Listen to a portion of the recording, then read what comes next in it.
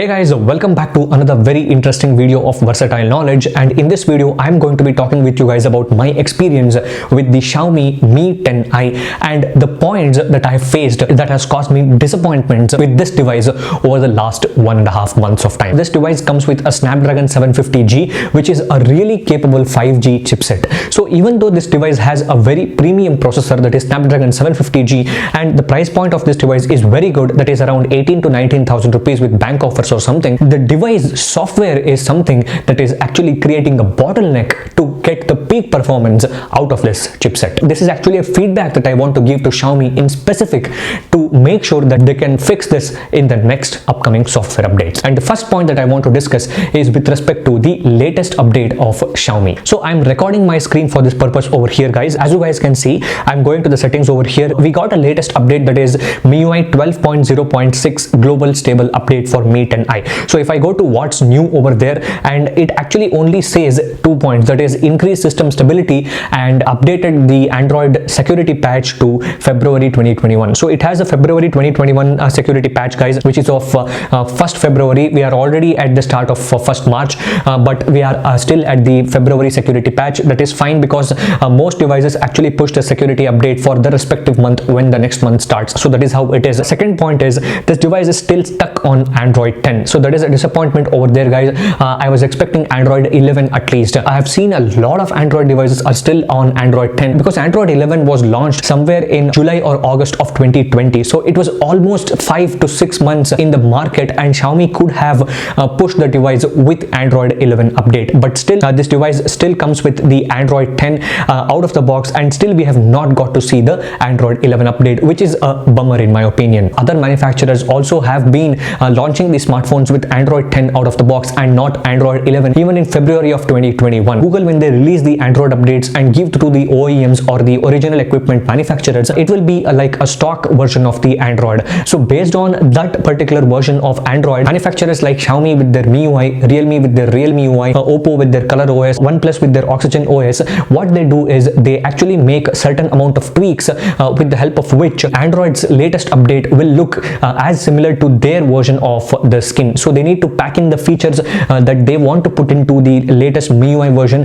Then Xiaomi can release the Android 11 update to their respective devices. So they can't just directly take the Android update from Google and just directly push it to your smartphone. It doesn't work like that way. Since Android is fragmented in a huge manner, it is very difficult for brands to push the Android version updates fast. So that is the problem, and Android 11 update maybe it will come in April month of 2021. So guys, the third important point that I want to talk about the Mi 10i is with respect to the problem that I am facing in the dark mode. So if I go to display over here and I choose to select the dark mode, what happens is all the third-party applications automatically turn to dark mode. It is actually good in one way. When you install a third-party application, automatically the app will be in dark mode. I am a huge fan of dark mode and it looks fine on this device as well. But the problem that I am facing is in some applications like Zomato, what happens is, just I'll show you a simple example. I'll just turn on the dark mode on Zomato application and I go to Zomato application over here. As you can see, the text contrast will be completely changed. So I will not be actually able to read the text properly in some of the windows of Zomato application. So that is a huge issue that I felt, guys. It actually turns on dark mode automatically. It will actually feel like there is a color inversion that has happened with that respective application. That's why what I do is whenever the application is installed, I go ahead manually and I actually turn off the dark mode in that respective application. As you can see, I turn off the dark mode in the respective application for all the apps. Whenever I turn on the dark mode, that app looks very horrible. It is looking fine as of now with the light mode, but when I turn on dark mode on this respective application, it looks very horrible on the Mi 10i. Just let me know, have you guys faced the same issue with respect to dark mode on your Xiaomi device or not? Because I've seen a lot of people on Reddit forums complain about this as well. Fourth important point I want to talk about the Mi 10i is with respect to the boot animation that is present.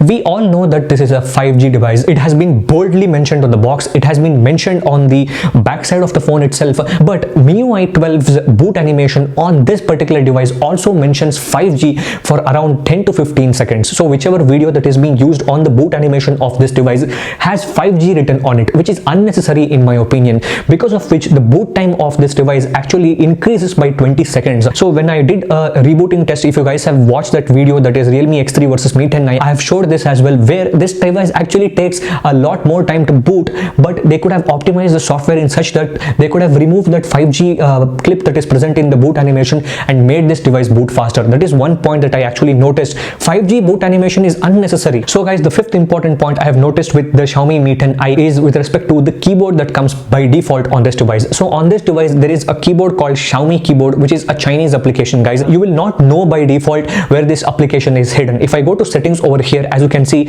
and I just go to the apps over here and I just search for the application over here, just search for keyboard, as you can see it says keyboard for Xiaomi. So keyboard for Xiaomi is the Xiaomi's default keyboard application. If you guys know, it actually takes some dangerous permissions, guys. By default it will take some permissions over here. Please use any third-party keyboards like Google keyboard or Microsoft Swift key or something like that. Please do not use this Xiaomi keyboard, guys. So I actually turn off all the permissions that this application takes. I turn off all the notification that this application has and all the other defaults that is set for this application. Battery saver, completely restrict background activity of this particular application so that this app does not open itself. So as you can see in the app permissions, I removed all the permission for this because I do not want to use this particular application. This seems to be a very shady application that Xiaomi has packed in. So guys, the sixth disappointment that I have faced with the Xiaomi Mi 10i is with respect to the weird lag that happens overall in the system interface. Whenever I'm using the device, when I'm scrolling through the system interface, there is a certain amount of lag that I feel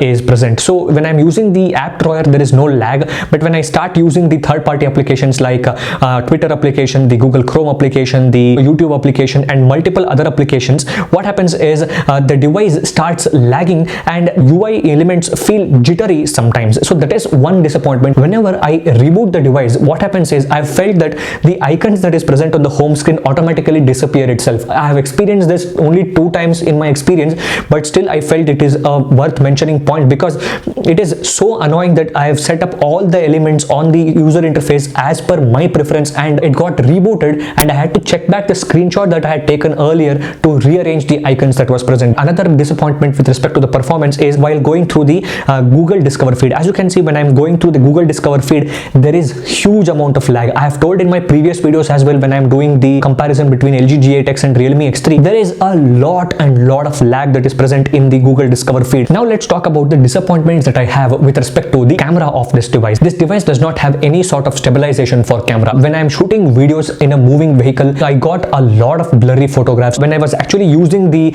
Realme X3, what was my experience is even in the moving vehicles, the device actually maintained the EIS really well, but the experience of stabilization on this device is pathetic. There is no stabilization that is present. Even though on paper they mention there is EIS that is present, that is only when we are using the 1080p 60 frame per second video recording feature. But when I switch to 4K 30 FPS, the video stabilization is not there. So there is no EIS with 4K 30 FPS on this device. And another point is, even though the hardware of this device supports 4K 60 FPS recording from both the rear camera and the front camera, there is no 4K 60 FPS. 4K 60 FPS brings out even more smoother video recording capabilities for a device, but that is just not present on the device. So 4K 60 FPS from the rear camera is not present, and also there is no 4K from the front camera, which was not there. And I also don't rely on Xiaomi for pushing in a software update and enabling the 4K from the front camera, because most of their flagship devices also does not have 4K from the front camera, which is a disappointment, guys, because hardware is so really good. Just with the software, they're tweaking and creating a bottleneck for the customer experience. So they could just unlock the potential completely and make this device a true premium mid-range segment. So if you just remember, they had actually pitched this device as a flagship experience during their marketing presentations during the launch of this device, which is what I was actually concerned about when I started using this device. Flagship experience is certainly not present because of the lags that is present. Device does not have any stabilization for the 4K 30 FPS, and there is no 4K 60 FPS mode that is present, because of which I felt this is certainly not a flagship experience. Only 108 megapixel camera and 5G is the selling point of this device in my opinion. And another huge disappointment in the camera department, noisy indoor ultra wide angle shots. If you take ultra wide angle shots from this device, indoor conditions is just not useful. So if you just take this device in the outdoor conditions and use the ultra wide angle camera, the quality is fantastic. This is one of the best ultra wide angle shots that is present in this price range, but that becomes complete contrast when you switch to indoor conditions. In the indoor conditions, turn on the HDR mode and turn on the ultra wide angle camera, and it just shoots some very ugly photographs. Another disappointment that I had on the camera of this device is that the default camera application does not support the external microphone. So for example, if you want to quickly shoot a YouTube video or something, Even though the camera of this device has a 4K 30 FPS mode, it does not support the external microphone, which is a huge disappointment, because external microphone, when you connect, it improves the audio quality by at least 100%. Another disappointment I want to mention with respect to the camera of this device is, just go to your camera application and close the portrait lens that is present, that is the depth camera that is present, and go to the portrait mode of your camera application on your Mi 10i and take a portrait mode. It will take similar photo just when you are not keeping your finger like this. I tried by keeping my finger like this and taking the portrait mode shots. What I experienced was that portrait mode on this device is just software based portrait mode, and the 2 megapixel camera that is present over here is certainly useless. And next point about Mi 10i is with respect to how it handles the social media applications like Facebook and Instagram. So if you guys know, Facebook and Instagram are resource hungry applications, because of which the battery life gets hampered. What is one solution I actually found out is, I go to Facebook over here, long press on Facebook application over there, and go to battery saver over there and just restrict the background activity. The battery life at least improves by 5% for Facebook and 5% for Instagram. I was having a really bad experience with respect to battery life on this device initially. A makeshift solution that I found out myself, where I do not use these applications, Facebook, Instagram, Twitter, so much that I want their notification to keep coming. I just want to make sure that I use it whenever I click on the application. That's all. So that's why even I go to Instagram, go to battery saver and restrict the background activity. And also it will help you to improve the battery life on this device. I've actually felt that the battery life has improved by at least 5 to 10% in my experience when I've actually closed or restricted the background activity of multiple different applications on my device. This device actually has a lot of potential to be a really premium mid-range device. This device has a Snapdragon 750G, which is a really capable chipset. And what I was seeing is, people need not buy a flagship device until and unless they are very much into gaming or competitive gaming. It is more than enough to buy a mid-range device. But when people are choosing mid-range devices, especially in a market segment like India, where the mid-range devices are the ones which sell in huge numbers when compared to flagships. If you guys just go ahead and see, so more than 70% of the smartphones are sold in India are under 25,000. So if smartphones are under 25,000 are sold in huge numbers, brands need to focus in specific to those smartphones under 25,000. These are the problems that I have faced in specific to Mi 10i, guys. MIUI is just a heavy skin, guys. It is so heavy that it will take resources like anything. It has so many features that a normal person will actually not use. You have the data available with you. With those data, Xiaomi can actually optimize their UI for a better performance on this device itself. So this was my experience with the Xiaomi Mi 10i. I have only talked about in specific with respect to the disappointments I faced. Other than this, overall performance is just fine. The gaming experience is good. Camera in the normal mode, outdoors conditions, 108 megapixel mode is exceptional. The video quality is exceptional. The video viewing experience is exceptional. 120 Hz refresh rate is very good. The stereo speakers are fantastic. Audio from the headphone jack is fantastic. Charging speed is fantastic. I only specifically mentioned about the disappointment in this video so that Xiaomi can just fix this device and make this like a dream smartphone in this price segment. So if you guys have liked this video, please hit the like button, share this video with your friends and subscribe to the channel for more interesting content like this one. Thank you for watching, guys.